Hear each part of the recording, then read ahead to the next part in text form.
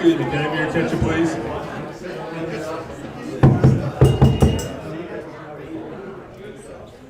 I just want to thank everybody for coming tonight for this very important meeting. You'll hear from a few people at the head table, also from Scott.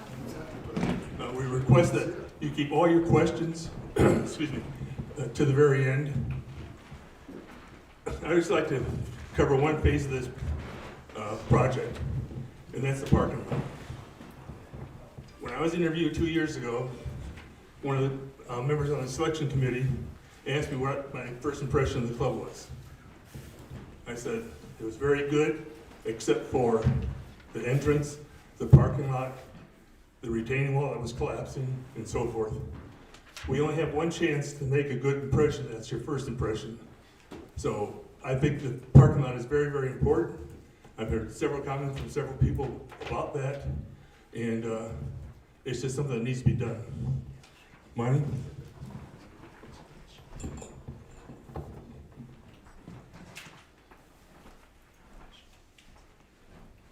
I'll echo what Dale said. I'm not going to use the mic if that's all right. If you can't hear me, I'll yell louder.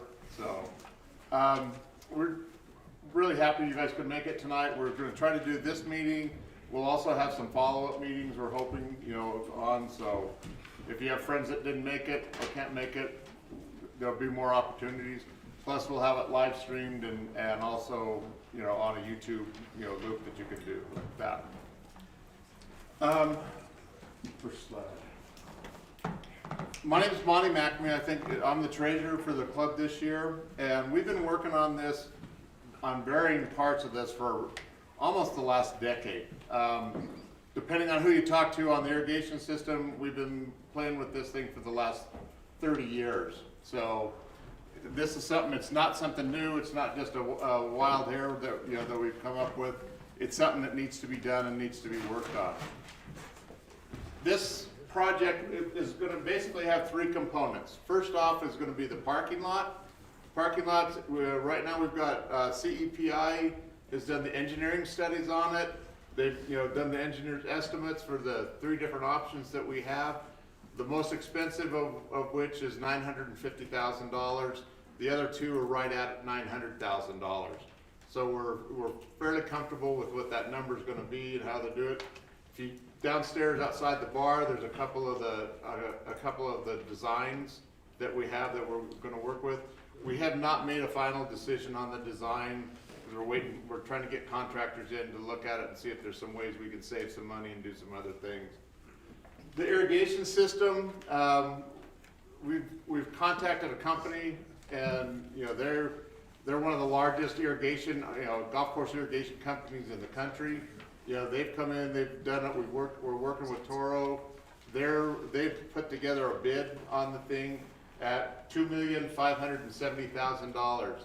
It's what's called an open book, fixed fee contract. So it cannot go above $2,570,000 for the project.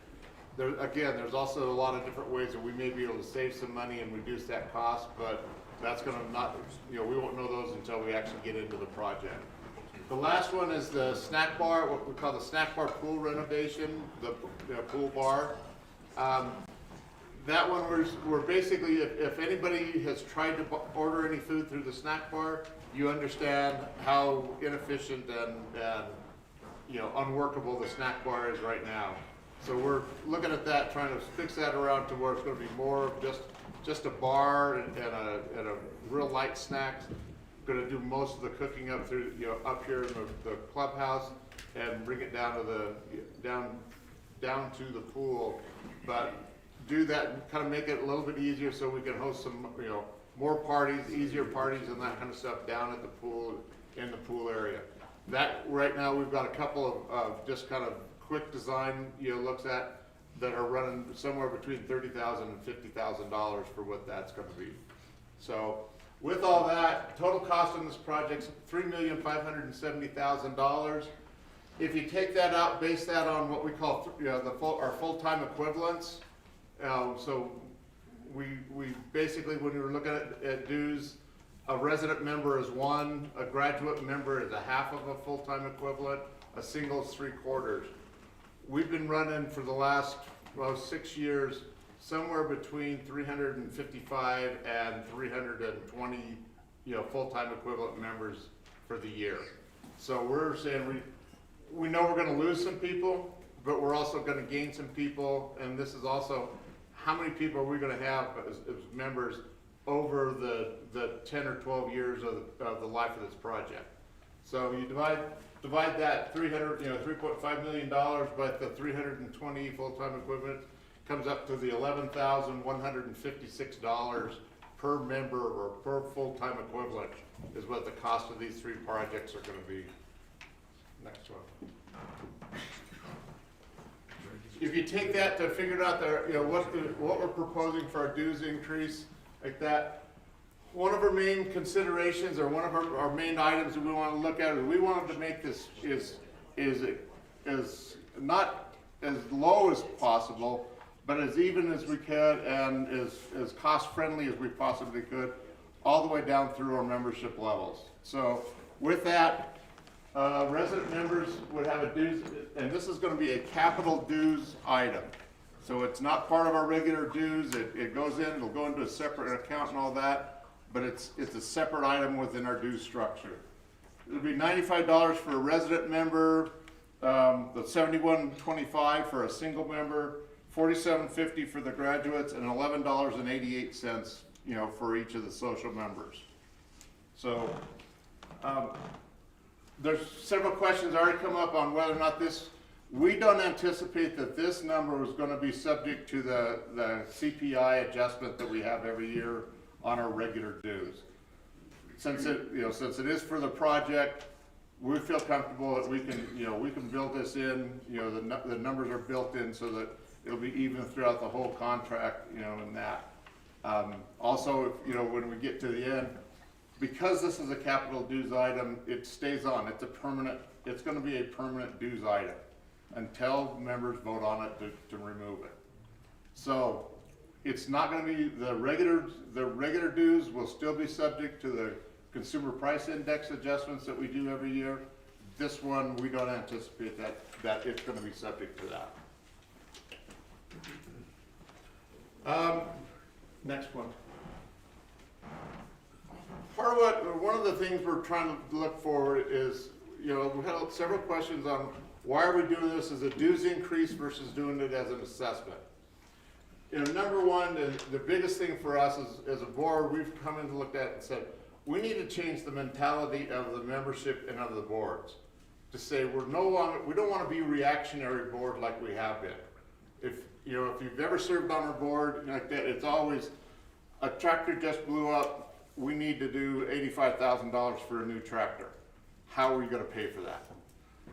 This one is going the opposite direction. We want to have it as a permanent item, a permanent dues increase, so that when it gets done, or if we have more money or any excess money, we can go on to another project. Because if you sit around in this building, you can see where other projects are going to come up. There's going to be other projects out on the golf course. We want to start planning for to have money for those projects, not reacting to it 10 times down the road. Next slide. This is one thing, when we say we looked at the irrigation system, the irrigation system was originally put in, or this irrigation system was originally put in 1978. They did a major upgrade in it during the late 80s, early 90s, like that. If the board at that point in time would have done a $25 per resident member dues increase and left it in there and just started accumulating that money, right now, 31 years later, we'd have $3.4 million sitting in an account, ready to use for capital projects. It's, Who was on the board in 1990? Yeah. That goes back to this reactionary versus the planning. It's $25 then or $95 now. I think it's worth doing it this direction and doing it this way. getting out, getting ahead of getting ahead of it, and then we can go forward. This one here, just the difference between a dues assessment and a dues increase versus an assessment. The biggest item on it is this capital dues will be on, it is basically permanent until the membership votes to either raise it, lower it, get rid of it, whatever. It doesn't end at a certain time frame. An assessment can only last for a certain period of time or through the life of the project that it was assessed on.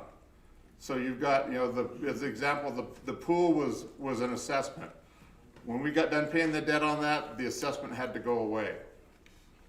So that's good, but it also doesn't allow you to build up any kind of cash reserves, any maintenance reserves or anything like that. So right now, the difference would have been if we could have done the pool out. When the heater goes out of the pool, that's gonna be a $50,000 to $75,000 repair bill, just to do the heaters in that pool. We don't have a reserve account right now built up for that. So that's what we wanna do. Well, I wanna get it so we have this, this thing going, we're planning, we're moving forward. Last slide. Kind of our conclusion on this, and I know I've gone through this real quick and we'll have time to ask questions later, but all the costs are based on engineers' estimates or bids. So we're very comfortable with what these numbers are gonna be, that it's not gonna be all of a sudden, I got a 20% increase on these things. All of these three projects were all of the three highest priorities of the membership survey that we did last spring. So it's, I think we've got membership that understands this and wants to do it. The parking lot is gonna be a huge positive, thing for the club, because people, when they come in, they're gonna see pavement, they're gonna see landscaping, they're gonna see an entryway. They're not gonna see chuck holes and lose their small children and dogs in those as you drive in. Then the final one, just from the board, we hope you'll understand this, you'll like it, you'll support this bid, and get us moving forward on it. So, with that, thank you very much. Now we're going to have Scott McMillian, who's the groundskeeper. He's going to give a more in-depth discussion on why we need to replace the irrigation system. Hi kids, how you doing? Okay, I'm going to do a brief rundown. I'm going to talk about this irrigation system because I've talked with you a lot about it already. But let's just kind of review, divide it up into three things. One, is the irrigation system really in as bad a shape as we say it is? It absolutely is. Every single part of this irrigation is at the end of its lifespan. Things are failing that can't be replaced. Things that run the pumps have computer parts in there that if they go out, it would be weeks before they could be replaced. They're just, the next day, and they seem to be working, but they could go out at any time, and that would be the end of that. We spend an inordinate amount of time doing repairs instead of making the golf course better. And I've never been at a country club, and I've been at a few, where the expectations don't get higher every single year. A little bit better, a little bit more, a little bit better, a little bit nicer, and the infrastructure that provides that is lagging behind. So this really answers that question as what's going to happen with the, how's it going to make it better. So let's go on to that spot about how's it going to make the golf course a little better. Right now we're throwing water with big cannons, evenly coating the golf course.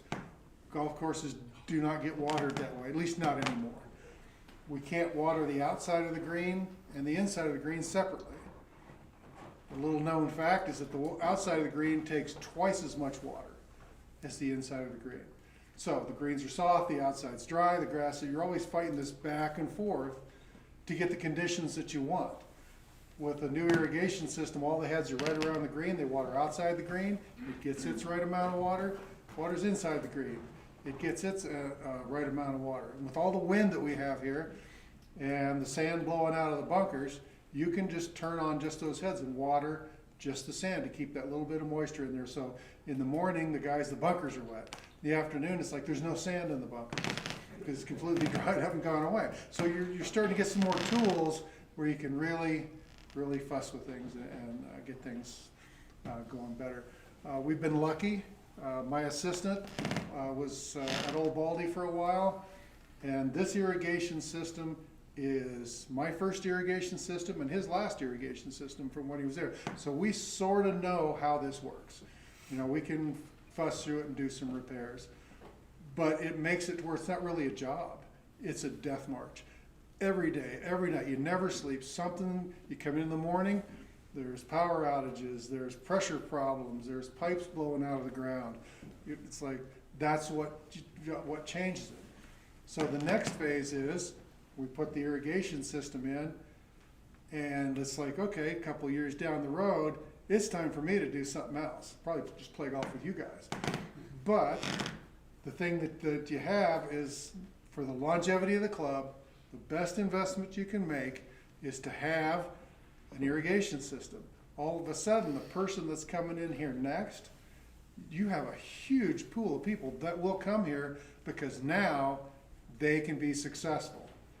Unless you really know how these old irrigation systems work, you're gonna have a real hard time coming in here and being successful because any part of it could crash at any moment, and then there you go. There's nothing left, there's dead greens, and it's on and on and on. There's so much more things that you can do with this golf course. We could be remodeling bunkers in-house. We could be spend more time doing all kinds of little projects to make the place the little jewel that it really can be. And we sort of got into that a little bit last year and started, striping it up and coloring it up and just tightening up the edges a little bit. And so it's looking nice, it's playing nice. But to keep that going, for somebody else to want to do that, you're gonna have to give them the tools to do that. And this irrigation system is clearly the next step for the longevity of the club. One thing that doesn't get talked about too much is that this irrigation system is 50 years worth of longevity of quality water and an irrigation system. The pipes last 50 years. They'll probably last more than that. HDPE hasn't been around long enough to really tell, but they assume it lasts longer. But let's say it's 50 years. In 25 years, you come in, you unscrew the heads, you take the computer away, you put in a new computer, you put new heads in, a couple 100,000, not a couple million. And then you got another 25 years of brand new irrigation. So you're really setting the standard for people to come in here and be successful and to match your expectations. Like I said, they never go down. So once things get a little bit nice, then they can't go backwards. The golfers are all going like this, everybody that's serious about it. But it's true, it's a club, and once you fix one thing, then the next and the next. And your board has done a spectacular job of really pulling the details together on this.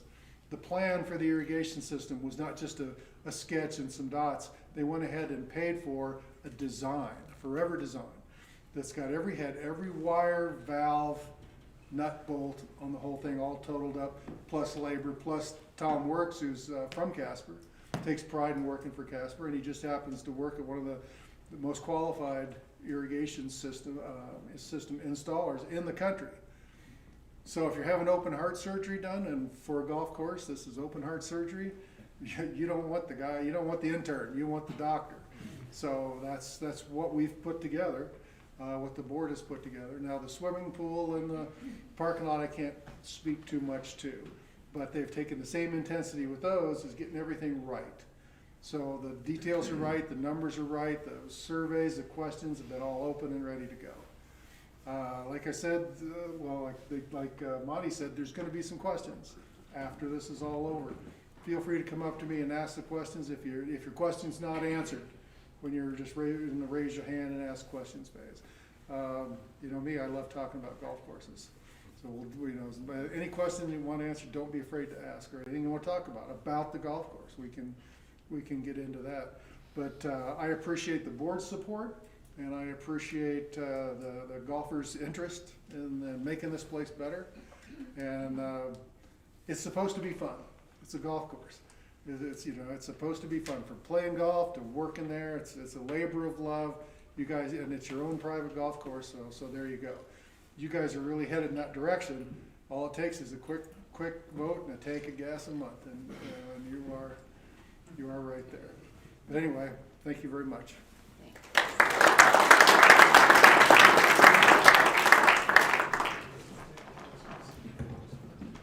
Thank you, Scott. I'm Chris, your board president this year, and I'd really like to thank Scott because he's done an amazing job with what he's had to work with, and I think if we get him the tools he needs, this place could be really special. So I want to thank you all for being here too. We've had like 16, 17 on the live stream too, so thanks for tuning in there. This spot means a lot to me. I know it means a lot to you guys too. And I don't think it's hyperbole to say that if we don't spend this money and do the needed projects, that the future of the club really could be in doubt. And the falling of the tier that we had to kind of put a Band-Aid on, and I think if we could see under the ground for the golf course, it'd probably look worse than the parking lot. So it needs done. This being the 100th year of our club is a perfect time to do it. You know, if we're going to have another 100 years of this club, it's time. We've kicked the can down the road. So I ask for you to vote yes on this capital dues increase. I know it's a large increase. We've all had tough times this past year, and the club has also. But I think if we do the increases and have a good membership experience, I think the members will. I mean, we're 312, I think, full-time equivalents. I think 400 is a doable goal here. After 12 to 15 months, we'll get the projects done, and I think people will come back. There will be attrition, I'm sure, with the increased cost, but like I said, I think in the long run, the membership will respond. So the ballots are planned to be mailed out soon. You'll have till the end of March to return them. Let me see. If we get the affirmation on the ballots that it's going forward, then we'll solidify the plans, hire the contractors.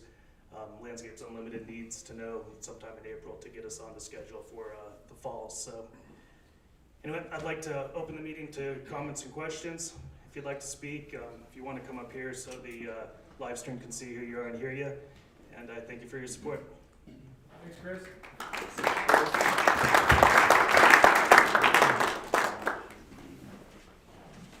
Questions? What is the projected schedule? Start this and end this? I can take that. Mr. Ressler, if we get the vote here this month and count them early April, we'll get on the schedule for the Landscapes Unlimited that start in September, probably right after Labor Day. And the schedule would go dependent on weather.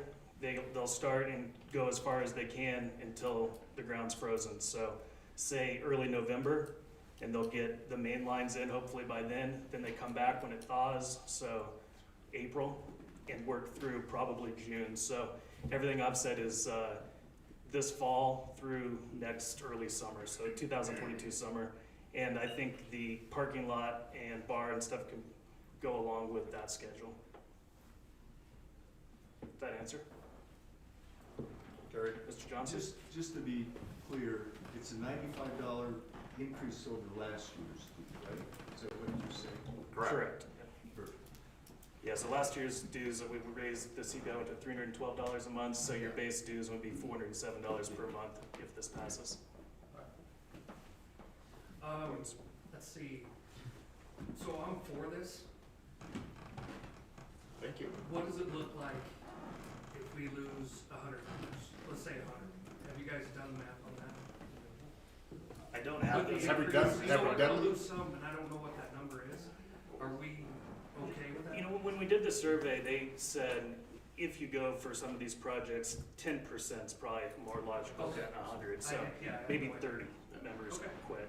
If it's 100, hopefully we're in them back. But When we talked with Paradise Valley when they did their irrigation system and raised their dues, they initially lost about 20% of their members, but by the end of that summer, they were actually plus about 22% in membership.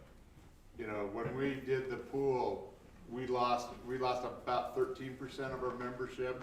Within a year, we were over 10% higher. Okay, that's So- good to hear. I think we're gonna, we know we're gonna initially lose some people, but, the timing of this too is, when we did the pool, we did it in the fall when people quit anyway. And so, how many people were quitting because of that and how many were quitting because of it was winter. And so we think with this one coming in June, the April, May, June as our three largest increases in membership. And towards in the financing, it would be like a construction loan for the first, we wouldn't be paying, full debt service until it's on. Do you want to talk to that, Oh, Thompson? yeah, exactly. Yeah, do you want me to touch on what it might look Yeah. like? See if we can get a loan. Yeah. But, yeah, you wouldn't pay right to begin. So obviously this club's a big part of Casper's community, so I've reached out to some banks. I know Jonah Bank is supportive of this. There's 3 or 4 other banks in town that are as well. But to get to Chris's point, if you started, and I've been working off of a number of like 3.3 million to finance. It's all about cash flow, obviously. Bankers look at cash flow. Obviously, they got to take collateral as a backstop, but it's all about cash flow. And when you're working off of that 320 FTEs, and then if you do kind of assume that there's going to be some fallout in the 10 to 20% range, that's going to drop your FTEs maybe down to 280. But still, at 280 with that 95 coming in, it would be enough to service that debt over a 15-year amortization. Banks might be able to work with going out to 20 years, but it'd be nice to do it over 15. But by having the loan come out, or by an 18-month construction loan, you'd just be paying interest only. You don't start paying interest till you draw a dime. So I looked at it, and if the dues increase went into place this summer, you didn't have to start paying P&I for 18 months. You'd probably have a payment reserve of $300,000 to $400,000, which then would make everybody feel comfortable knowing we've got this payment reserve if we didn't get all those members back for some time. So, I mean, we're just into the initial details. It's just feeling people out right now. So. Until we know that it's an affirmative vote, Right. we're not going to go get term sheets and stuff. But it is financeable, I believe, with this increase, with some cushion. Eric? How long is the board, is it gonna be completely out of commission, or You want to take that one, Eric? Yeah. and shut off a few holes here and there, or Well, how? I've done, this will be my 3rd irrigation system on an existing golf course. I've done one on dirt, which is a whole different animal. But what they're gonna do is you're gonna be able to play golf. One hole will be out of commission at any one time, just one. We're gonna build a little hole over to the nursery green. We're gonna turn that into an extra hole, so whatever hole is out, you'll play that little nursery hole par 3. And we'll try to turn that green into a green. It's mostly bent grass. It's grown on soil, not sand. We'll do the best we can, but for a temporary green, you play that hole as your last hole. So they're gonna cut the main lines in, they're gonna put all their wiring, get all that in the ground, and when they leave each hole, they put the sod back, they brush away the dirt, and then you just go on and play golf. Now, what you're going to see is piles of pipe out in the flat areas. They're completely out of play. You'll see tractors and trailers and things parked around, but it really is barely gonna affect your golf at all. It's amazing. You think, well, how can this happen? But they really work within that 1 or 2 hole at a time range. And honestly, it gives you something interesting to look at as you're going by. What are they doing now? Oh, that's cool how that works. So this is all going on while you're playing golf. It's not really going to affect it. And being fall and spring, it's your lowest impact also. Starting at Labor Day, hopefully done by June, you've got that. Not our- So we're moving that pipe outside the fence where it won't be as wet. I'll buy the tennis courts. Mark, yes. With market, you never know what's in play. Yeah, Mark? So is it fair to assume that the attrition or people we lose are probably the people that aren't necessarily golfers anyway? So has there been, what's your appetite for doing an a la carte type membership that you could tie in tennis, pool, social to maybe retain some of the people that are gonna quit because they're maybe not golfers and they don't think the new due increase is gonna And be. the board has looked at that. My fear is always how many of the golf members do you lose that will stay a member, so I think it's a math problem that needs to be looked at, but I think if we did have an exodus of members, it would be a way. I don't know if we do it now, but at a certain point, I think, yeah, I had talked to Jeff Tyrell, and his deal in Asheville, I think, is 60% of dues, so at $400, what is that, $225 maybe, and you get pool, some sort of athletic. So I think it's worth looking into. I think it would be popular. Yeah, because the number, you know, about the 90% of the people that live in that neighborhood right there that aren't members, you know, I would assume that, you know, a pool, social.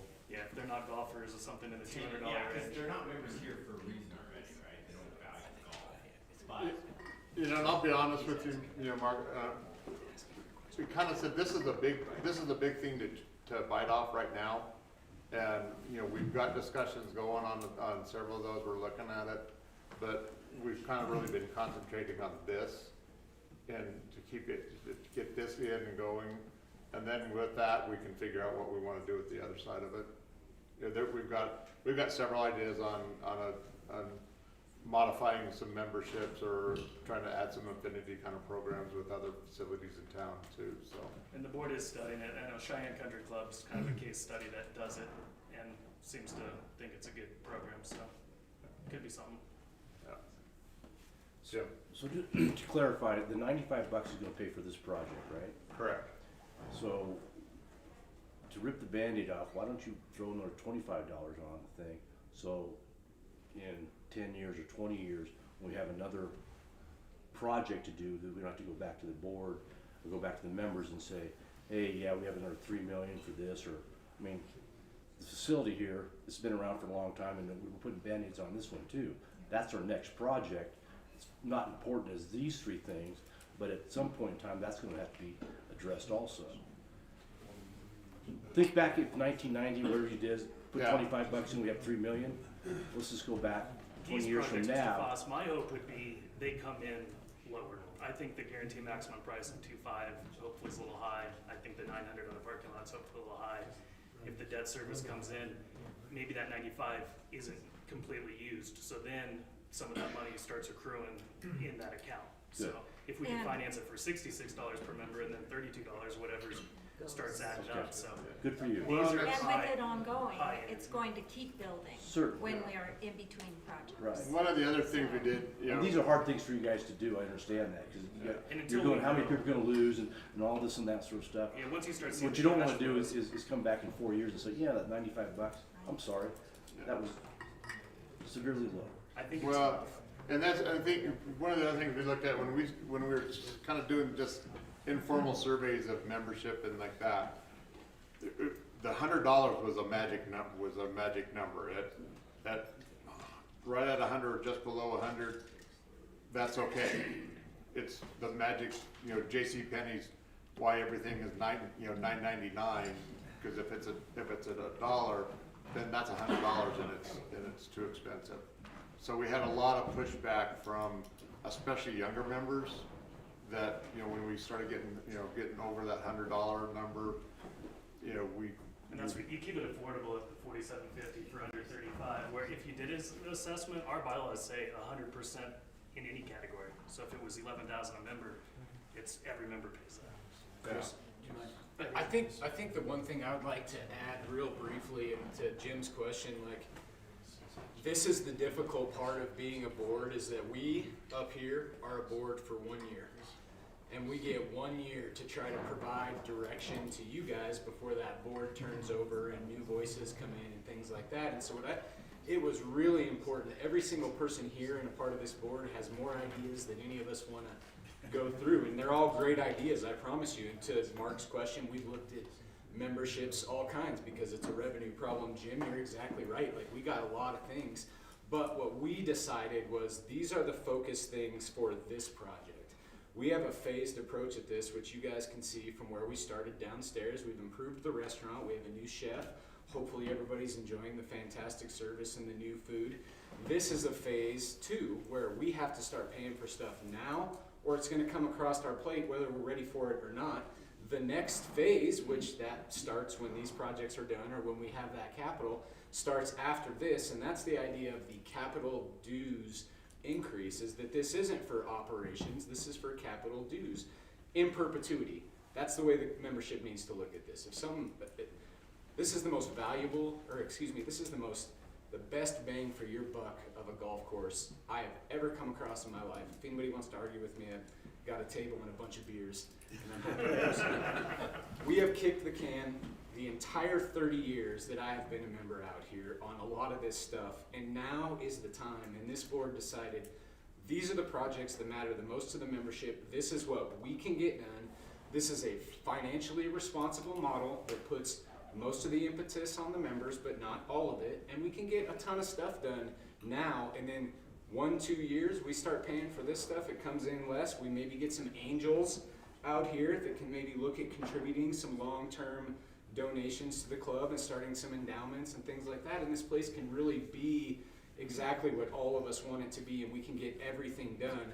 What we didn't want to do is overwhelm the membership with cost and try to do everything at once. And so from a little bit of insight in this board has worked really hard and has had a lot of really difficult conversations about exactly those questions, and we appreciate them.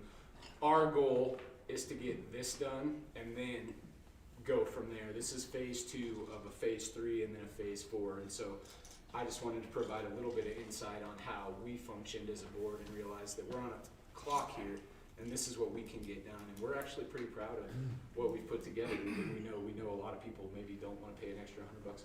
So Yeah, Thanks, that's Rich. right, Rich. Chris, I just want to add to what Richie was saying. Richie, I love your beard. I can't tell if you're wearing a mask or not.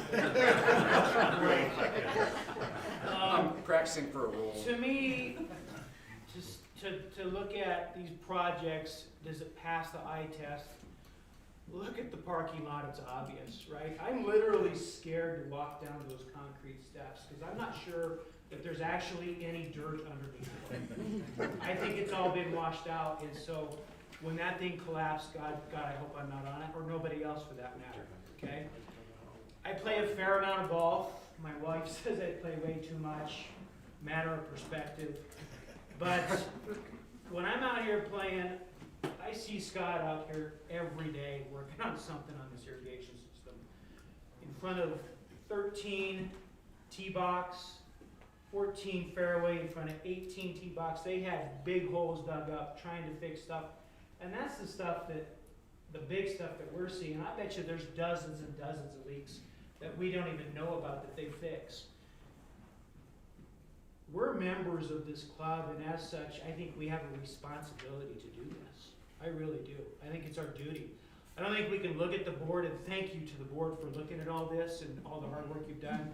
This is great, and to the staff for doing this, thank you so much for taking care of this. But it's us as members who have the responsibility to do this and to vote for this and support this, because we're the members, it's our club, and nobody else has that responsibility for us. To me, it's irresponsible if we don't do it. That's my opinion. Well, if you look on Google Earth from a few years ago when it was a really dry summer, you can see exactly where the sprinkler heads are. Because everything else is brown. And For like 6 I years. don't, you know, you look how much repair you gotta do on this sprinkler system, it's not gonna last that much longer. There's a chance that it goes out and it's out. And what are you gonna do? When you lose the golf course, you lose the club. Yeah, I mean, if you lose the irrigation system, you don't have anything. I mean, there's no way. We need a new one for sure. Yeah.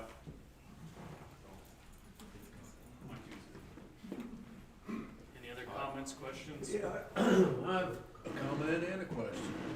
My comment is, about a month ago, I took a tour with Scott, and looked at the pumping stations and the, software that controls the irrigation system, and one of the most mind-boggling things to me, a comment Scott made was, our irrigation system is so old that there's zones that they don't know until they get here the next day whether it got watered or not. That's how archaic and disrepair this system is. And that software, it's a ticking time bomb. If the software goes out on this archaic system, we're done. And like you guys said, you lose the golf course, you know, you lose the club. And then the question I had, which I thought was real helpful, Scott, would you explain to me again the type of system the new one is and how it is easily adapted to, like, if we were to scalp and change a green or make improvements, how this new system works? Okay. Thanks, Greg. When we were choosing an irrigation system, there's several different kinds, but we're using one that's commonly called a decoder system, or two-wire system. And the old ways, you've seen them out on the satellites. There's a big bunch of wires that go out to those satellites, and from there, there's another big bunch of wires that go out. One wire goes to each head. So if you're going to change anything, well, you have to put wires there ahead of time. Well, how do you know what you're going to change? The decoder system, or the two-wire system, is completely adaptable to that. Each head has a number or a moniker of some sort, and the computer sends out a signal that locks it open. The computer sends out another signal and it closes it. But it's just the two-wire. Not as amazing as the internet, but to me it's pretty cool. Because you can hook these wires up anywhere. So let's say we want to rebuild 5 green. Pull the heads, move them out of the way, you still have all the same numbers, doze it around, you're going to lose your pipe. It's a very small amount of pipe. And then you replumb it, redo everything the way you want to do it, hook the 2-wire up to the heads, and you're ready to go. It's that simple. You want to add a green, you want to add a bunker, you want to buy some land and put some more holes out there someplace. You just hook into the 2-wire system and you put irrigation wherever you want. It's the cost of the pipe, obviously, putting it in, but it's so flexible. And a lot of people had said when we started, well, we might want to remodel. We can't put in an irrigation system. This is the answer to that problem. You could go back without putting out tons and tons of wire and all this stuff in place. You can take out a green, remodel it, put the heads back in. You may want to be definitely adding some heads if you're building a new complex, but the numbers read off the same wire, and it's just a 2-wire system. It's been used up in Canada for years and in lots of places. What it does, you will notice on the golf course, there's no more controllers. Those little towers that stick up that people run into from time to time, those are gone. And everything's just underground. The heads that come with this irrigation system with the decoder, there's a little window on it. You can look in there and it's a flashing light so you can chase around and see if you got problems. All of the new heads are now, you've seen us dig up heads with the head laying off to the side, you come by. All of the serviceable parts are now available from the top of the head. You just undo the cover, you pull the parts out, put them back in. No digging holes. Digging everything out to replace parts. So, Greg, does that answer your question? Yes, sir. Okay. Yeah, I really think if we get this tool for Scott and his staff, the results are gonna be really good. Can you talk about the water system and our water rights a little bit? Well, as many of you have heard, the McMurrays, for the last several years, we've had a contract with McMurrays, to use for them supplying us additional water and like that. We got a letter this last year where they want to cancel that contract. So we're in the process of negotiating with them or trying to work with them to get that either back in or work out something like that. We still have our existing river water rights and our Elkhorn Creek water rights. So when we did the deal with McMurray, we didn't relinquish any of those water rights, so we still have all of that. But it's going to be less water than what we've had for the last 4, 5, 6 years. So how all that's going to go, I really don't know. I think I would like to propose to them that we buy water for them on the same deal that they bought our pipeline for, and not the $50,000 or $60,000 of water that they want to sell us, sell it for. So, Do we need a lot of their water to keep the golf course going? not really. I mean, I think we used about 20% more water than what we had done in the past, you know, just on our own water rights. Where you saw the biggest difference with when we had McMurray water is there was water in the creek year round, all during the summer. And that was because of the deal we had with Mick, you know, he basically, they pumped it from the river up, you know, up into here, then it went on a different pipeline up into his reservoirs up the canyon. Well, then he would release water into the creek, back down and just kind of circulate it. Well, that's the big, you know, that's the part that that we may use, or we may lose. This new irrigation system was also going to be more efficient than what our old one was, because, like, you know, Scott said, we're not going out there with a fire hose and spraying the whole golf course down now. We can pick and choose where we want to be able to use water and how we're going to apply it. So. And to answer your question, Steve, the recreational water rights and the territorial water rights are sufficient. Yeah.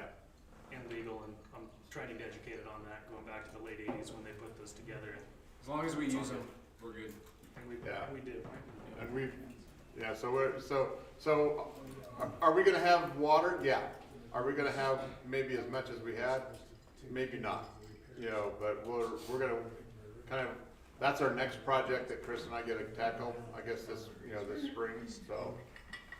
Just cancel the contract for a small fee of irrigation system. Yeah. Yeah.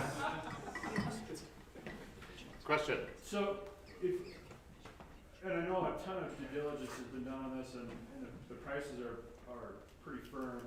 If you come in lower than estimated at current value, and we're all paying a fee, that surplus money, what's the mechanisms for the low-hanging fruit after those projects are done, like for the AC for this ballroom, and what are the processes for utilizing that capital to enhance this club that desperately needs a lot of enhancement? In a very Reader's Digest answer to that is, once we have this capital dues, that money is dedicated only for major capital projects. So as we get going along and we figure out that we do have a surplus or we have sufficient funds available, we can go and start tapping into some of these other smaller projects that we need. Is that a board vote Yeah, then? it's really a question for future boards. That's a board vote. That's not a membership vote necessarily. And once the board has the money, future boards can do projects. Allocate it Yeah.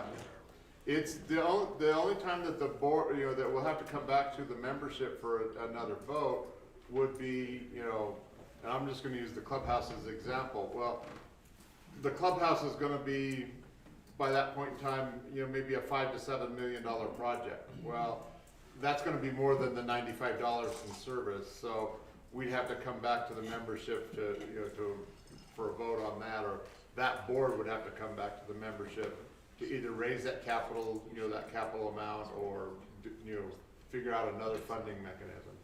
We're gonna be really smart with your money, and so we have extra money that we can do improvements along the way, because that's what this board does, is it manages the projects. You'd be shocked at how much money we spend on capital improvement projects already, and new equipment and things like that. And so really, that's kind of the fun part of what the board does, is once we get past this, we get to start counting money again instead of seeing how much we need.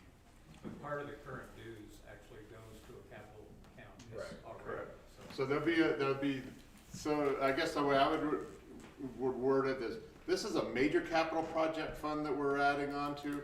There's an existing operating, capital operating equipment capital fund that's part of the existing dues structure. That one's gonna stay in there. It's gonna continue to go on. It generates $100,000 a year, that we can use on that, and that's what we're buying. Kitchen equipment, the mowers and the mowers and the outside equipment, those kind of projects like that.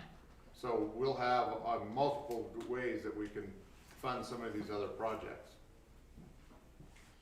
Mark? Do you anticipate our operating expenses going down because of this? We would hope so. Water. Yeah, it would be just, well, I'm gonna say, maybe, maybe not. Because what we're saving on, you know, not having to have two people that are basically 100% dedicated to irrigation system, they're now gonna be able to go out and work on other projects on the course or around the, you know, around the clubhouse and like that, and be able to do those. So is it gonna cost, are we saving money? No. We're reallocating the resources that we have. We are gonna save a little bit of money because, you know, if we don't have to use as much water, then we don't have to run the pumps as long, you know, and those kind of, you know, some things like that. So, but that, again, that's, you know, people don't understand or don't really see, but it costs the club about $600,000 to $700,000 a year to run the golf course. That's, you know, equipment, labor, utilities, all those kind of things. Well, it's just, it's, you know, as Scott described it, expectation level is here and resource level is here. How do we manage to get those two back, you know, into balance and do that? So if we can save money on one area, then we can maybe spend that, you can spend it to build, you know, to do enhancements in another area. So the new irrigation system, you get all new pumps and all new control system and everything, right? Yes. Or we're gonna reuse any of the old pumps for the new system? We are going to use one pump down the river, and it's the primary pump that pulls the water. It's just a big trash pump. It's a very low maintenance type of pump, but once we get pumping water up the hill, that'll all be new, because all of those pumps are in the same situation. The computers could go out at any point, and then no repair parts for that control system match. So that you could be weeks and weeks. So that will all be added new, and then as those computers upgrades and things come along, instead of like, well, we're gonna get a new irrigation system anyway, we'll just wait. Maybe not this time, maybe we upgrade everything as it comes due, instead of waiting for the new big irrigation system.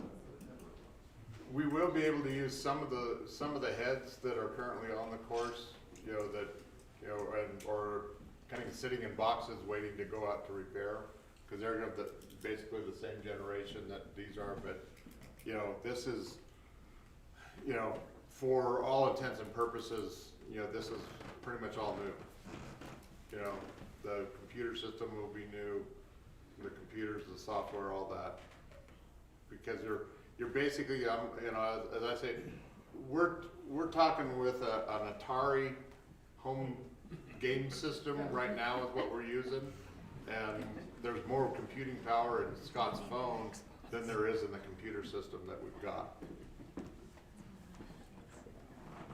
Yeah. I'd like to thank the board on all the projects, how they prioritize the three projects that they've decided. There's a lot of things that need to be done in this club. They prioritize the three that we need to get done immediately. I'd like to appreciate Scott's hard work over the last few years getting this Band-Aid approach, because I think duct tape and baling wire is gonna fall apart one of these days, and I think it's a good idea to go forward with this thing. Appreciate your work on this. Yeah. Thank you. Here, here.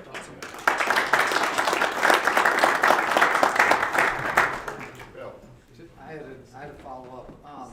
So obviously, there's some good support here, you know, within this room, and I'm kind of counting the members, maybe 15–20%. Has the board thought about like outreach to all 320 FTEs? And I know that's actually like 400 real families or whatever.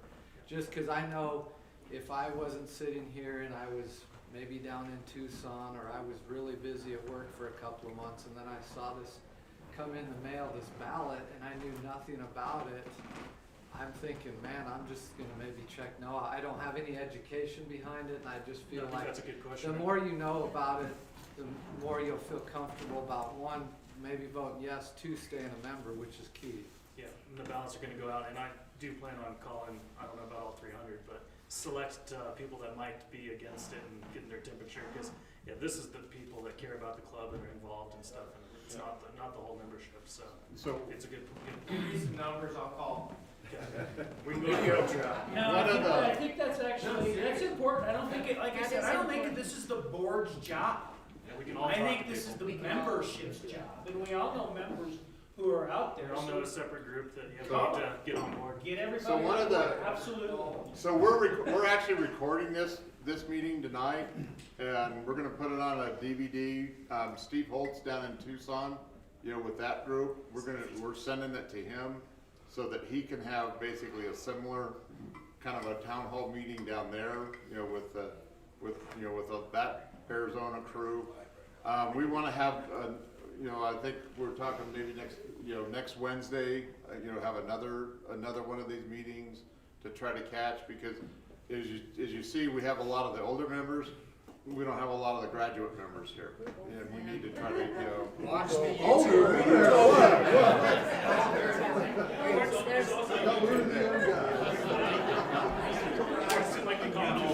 yeah, there's also YouTube, we have the YouTube site on there, so we're trying to get some, get it out as much as we can, but I think Dick and Mark's comment is exactly right. If each one of you, if you've got 10 friends and you like what we're planning.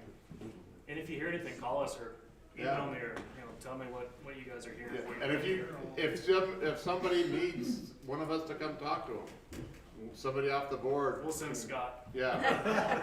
Chris, you have a hand up. Chris. Reports? Mr. Tempest? So, I emailed a question to Chris, but I'll ask it anyway. The schematics of the parking lot are pretty detailed or pretty small. Yeah. So, is it gonna be parking lot here, or is it the parking lot here and the gravel pit over by the tennis courts?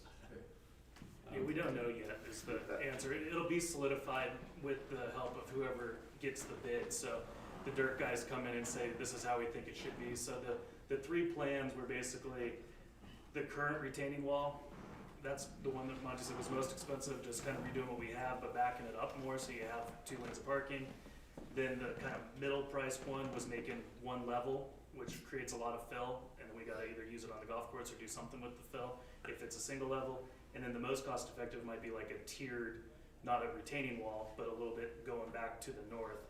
And so once we get the dirt, and it all goes back to we need to get the membership vote first. And then once we have it, we can go and put it out to bid. Yeah, but it would be unfortunate in my mind is if you had a nice parking lot here, but you still have the dust bowl and all that stuff over there. I mean, it's just like. I agree. I think it needs paved, but we have those numbers.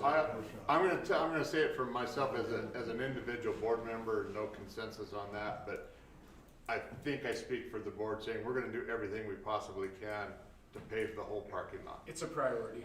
Yeah, and I think we can do it because some of the designs and some of the numbers that they're using, I think there's enough room in the bids or the engineer's estimate to be able to do that. Are you guys gonna do a proxy vote?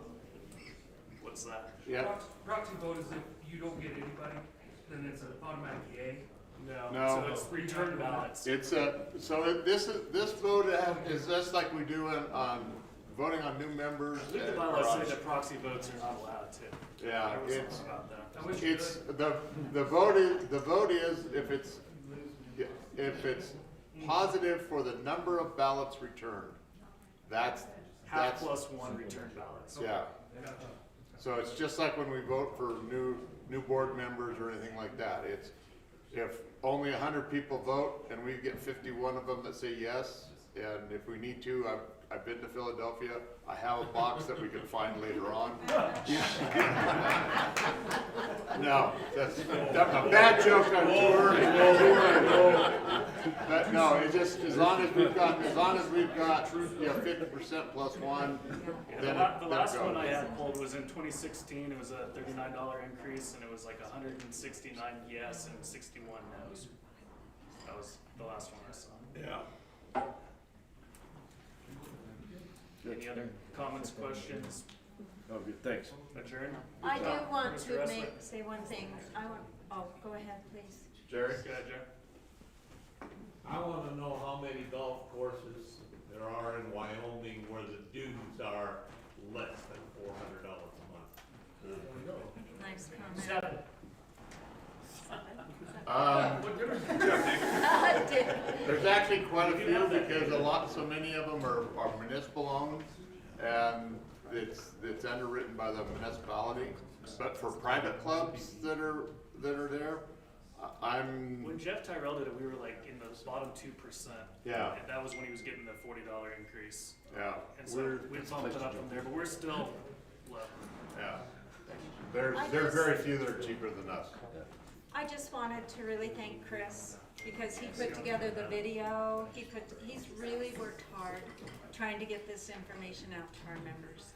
And you've done a great job. Please watch the video. It's so well done.